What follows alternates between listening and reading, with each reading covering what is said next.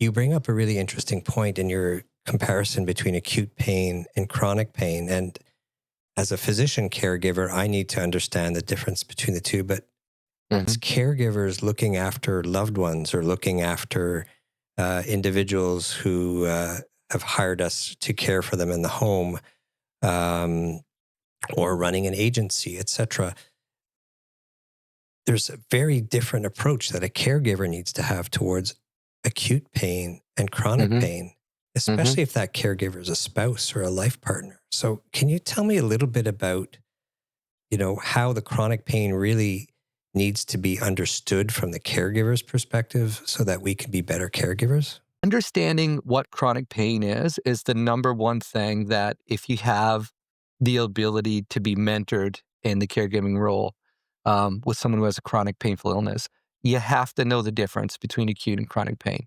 And you have to know that they actually ride on top of each other. So that, if we look at a simple pain score of 0 to 10, and we say, 0 is absolutely no pain, and 10 is the worst pain I've ever experienced.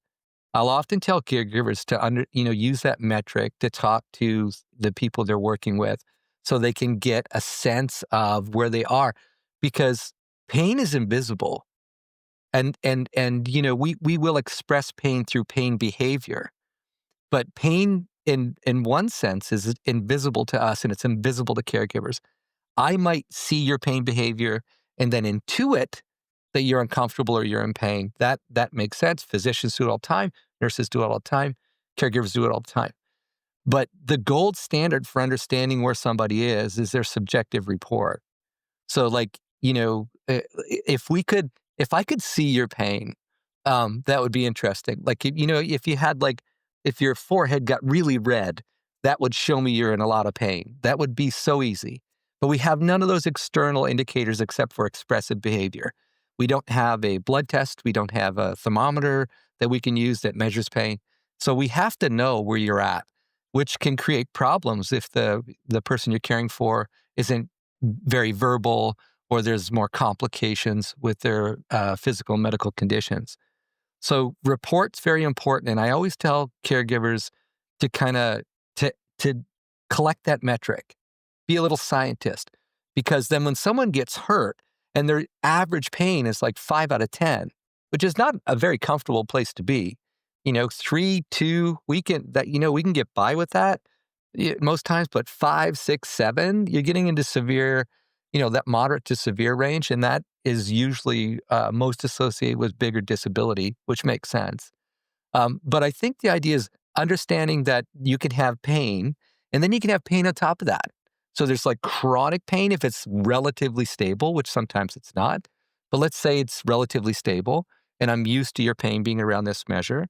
And then all of a sudden, boom, you're 5 out of 10. But one day you said, God darn it, I'm going to go out there and I'm going to garden. This is one of the major things that, I'm going to walk the dog regardless. I'm sick of this.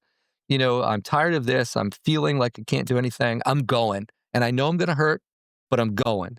And they go out and they hurt themselves. Now their pain is 8 to 9 out of 10, and they're wrecked for a day and a half. And it's then comes the whole psychological sequela that comes around understanding the pain. So there's the physical part of understanding the pain, and I think that's really important to get the numbers, try to look for pain behaviors, and then you get used to the guide on that. And then there's the whole other psychological sequelae that comes from what pain does to you as a person, and then what that could lead to in regards to how caregivers try to manage that.